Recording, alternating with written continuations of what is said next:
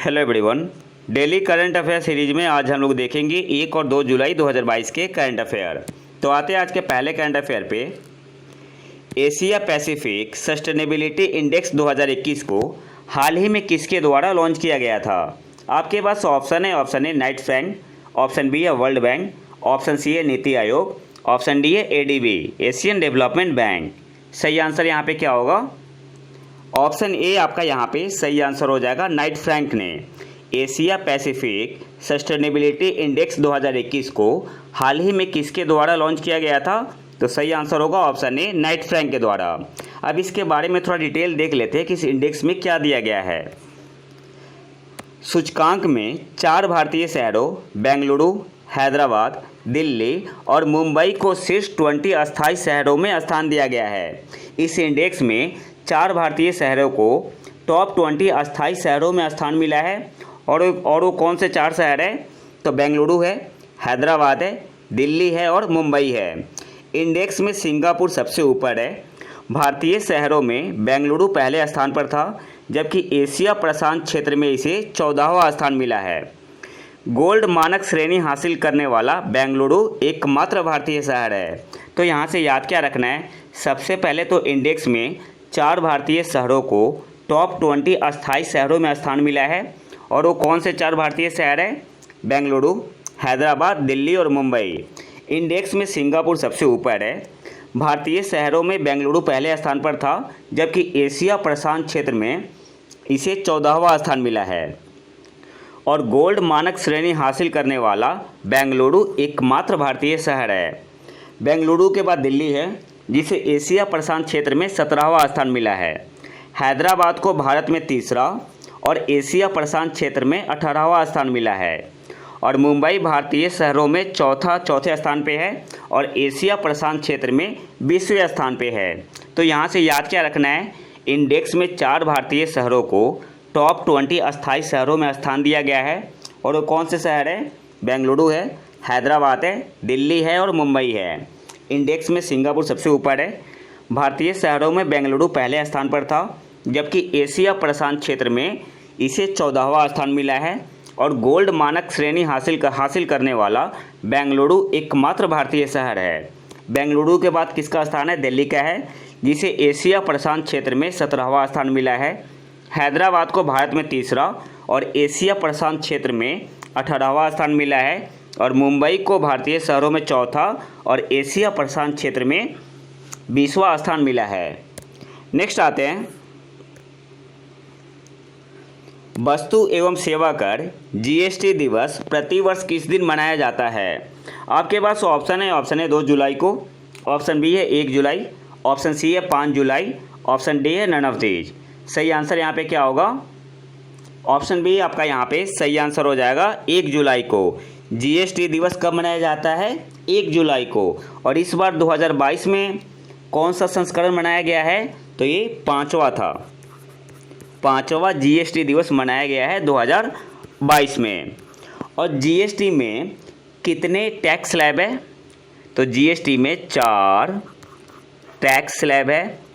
5% का है, 12% है, 18% है और 28% है। नेक्स्ट आते हैं, विश्व बैंक ने भारत की पीएम आयुष्मान भारत योजना और आर्थिक विकास को बढ़ावा देने के लिए निजी निवेश के लिए भारत को कितने बिलियन डॉलर का ऋण दिया? आपके पास ऑप्शन है 1.75 बिलियन डॉलर, ऑप्शन बी है 3 बिलियन डॉलर, ऑप्शन सी है 3.75 बिलियन डॉलर, ऑप्शन डी है 5 बिलियन डॉलर। सही आंसर यहाँ पे क्या होगा? ऑप्शन ए आपका यहाँ पे सही आंसर हो जाएगा 1.75 बिलियन डॉलर। विश्व बैंक ने भारत की पीएम आयुष्मान भारत योजना और आर्थिक विकास को बढ़ावा देने के लिए निजी निवेश के लिए भारत को कितने बिलियन डॉलर का ऋण देगा या दिया? तो सही आंसर क्या होगा? ऑप्शन ए 1.75 बिलियन डॉलर का। नेक्स्ट आते हैं,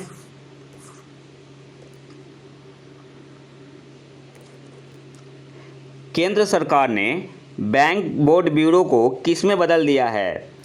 आपके पास ऑप्शन है banks board bureau of India, option B है financial service institution bureau, option C है financial service Indian bureau, option D है नन ऑफ दीज। तो सही आंसर यहाँ पे क्या होगा? ऑप्शन बी आपका यहाँ पे सही आंसर हो जाएगा, फाइनेंशियल सर्विस इंस्टीट्यूशन ब्यूरो, सीधे शॉर्ट में क्या बोलते हैं, FSIB। केंद्र सरकार ने बैंक्स बोर्ड ब्यूरो को किस बॉडी में बदल दिया है?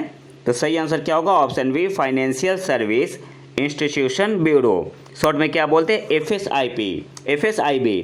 अच्छा, FSIB के चेयरपर्सन कौन होंगे 2 साल के लिए? तो भानु प्रताप शर्मा, एग्जाम में पूछ सकता है। भानु प्रताप शर्मा अगले 2 साल के लिए FSIB के चेयरपर्सन होंगे। नेक्स्ट आते हैं, केंद्र सरकार ने किस बैंक को अपनी 29 अधिकृत शाखाओं के माध्यम से चुनावी बॉन्ड जारी करने और भुनाने के लिए अधिकृत किया? आपके पास ऑप्शन है, option A United Bank of India, option B है Punjab National Bank, option C है HDFC बैंक, ऑप्शन डी है स्टेट बैंक ऑफ इंडिया। तो सही आंसर यहाँ पे क्या होगा, ऑप्शन डी आपका यहाँ पे सही आंसर हो जाएगा, स्टेट बैंक ऑफ इंडिया। केंद्र सरकार ने किस बैंक को अपनी 29 अधिकृत शाखाओं के माध्यम से चुनावी बॉन्ड जारी करने और भुनाने इनकैशिंग के लिए अधिकृत किया? तो सही आंसर क्या होगा, option D state Bank of India. Next आते हैं, हाल ही में खबरों में रहा कैपस्टोन किस अंतरिक्ष एजेंसी द्वारा प्रक्षेपित किया गया उपग्रह है? आपके पास ऑप्शन है, option A NASA, option B है इसरो, ऑप्शन सी है SpaceX, ऑप्शन डी है जाक्सा। सही आंसर यहाँ पे क्या होगा, ऑप्शन ए आपका यहाँ पे सही आंसर हो जाएगा, नासा। कैपस्टोन किस अंतरिक्ष एजेंसी द्वारा लॉन्च किया गया उपग्रह है? तो सही आंसर क्या होगा, ऑप्शन ए आपका यहाँ पे सही आंसर हो जाएगा, नासा के द्वारा। नेक्स्ट आते हैं, PSLV C-53 मिशन में इसरो ने किस देश के 3 उपग्रहों को लॉन्च किया? आपके पास ऑप्शन है, option A America, option B है सिंगापुर, ऑप्शन सी है नेपाल, ऑप्शन डी है बोथ A एंड C। सही आंसर यहाँ पे क्या होगा, ऑप्शन बी आपका यहाँ पे सही आंसर हो जाएगा, सिंगापुर। PSLV C-53 मिशन में इसरो ने किस देश के 3 उपग्रहों को लॉन्च किया? तो सही आंसर क्या होगा, ऑप्शन बी सिंगापुर के 3 उपग्रहों को इसरो ने लॉन्च किया था। कौन से मिशन में? PSLV C-53 मिशन में। नेक्स्ट आते हैं, प्राथमिक कृषि ऋण समितियों पैक्स के कंप्यूटरीकरण का बजटीय परिव्यय क्या है? What is the budgetary outlay of computerisation of primary agriculture credit society? आपके पास ऑप्शन है, ऑप्शन ए 316 करोड़ रुपए, ऑप्शन बी है 216 करोड़ रुपए, ऑप्शन सी है 2516 करोड़ रुपए, ऑप्शन डी है 116 करोड़ रुपए। तो सही आंसर यहाँ पे क्या होगा, ऑप्शन सी आपका यहाँ पे सही आंसर हो जाएगा, 2516 या 2516 करोड़ रुपए। प्राथमिक कृषि ऋण समितियों के कंप्यूटरीकरण का बजटीय परिव्यय क्या है? तो सही आंसर क्या होगा, ऑप्शन सी 2516 करोड़ रुपए का। नेक्स्ट आते हैं, 2022 में आयोजित 11वें विश्व शहरी मंच का आयोजन स्थल कौन सा है? आपके पास ऑप्शन है, option A Poland, option B है भारत, ऑप्शन सी है फ्रांस, ऑप्शन डी है स्पेन। तो सही आंसर यहाँ पे क्या होगा, ऑप्शन ए आपका यहाँ पे सही आंसर हो जाएगा, पोलैंड।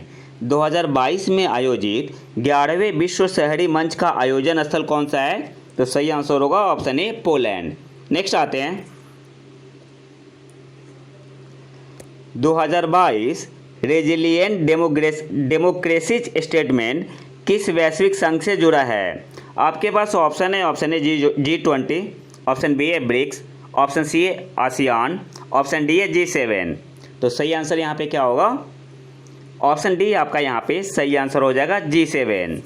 2022 रेजिलिएंट डेमोक्रेसीज स्टेटमेंट किस वैश्विक संघ से जुड़ा है? तो ऑप्शन डी आपका यहाँ पे सही आंसर होगा, G7 से। नेक्स्ट आते हैं, किस भारतीय ने मेलबोर्न में लॉस पैनल पैसिफिक इंटरनेशनल स्नूकर का खिताब जीता?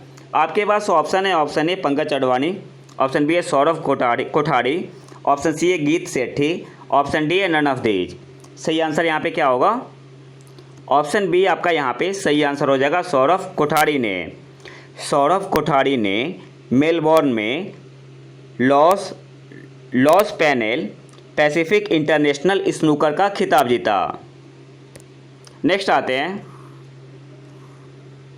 किस सार्वजनिक क्षेत्र के उद्यम ने लग्जमबर्ग स्टॉक एक्सचेंज में ग्रीन बॉन्ड सूचीबद्ध किए हैं? आपके पास ऑप्शन है पीएफसी लिमिटेड, ऑप्शन सी है आरईसी लिमिटेड, ऑप्शन सी है भेल, ऑप्शन डी है एसजेवीएन। सही आंसर यहाँ पे क्या होगा? ऑप्शन ए आपका यहाँ पे सही आंसर हो जाएगा, पीएफसी लिमिटेड ने। किस सार्वजनिक क्षेत्र के उद्यम ने लग्जमबर्ग स्टॉक एक्सचेंज में ग्रीन बॉन्ड सूचीबद्ध किए हैं? Which public sector enterprise listed green bond on Luxembourg stock exchange? तो सही आंसर क्या होगा? Option A PFC limited. Next आते हैं,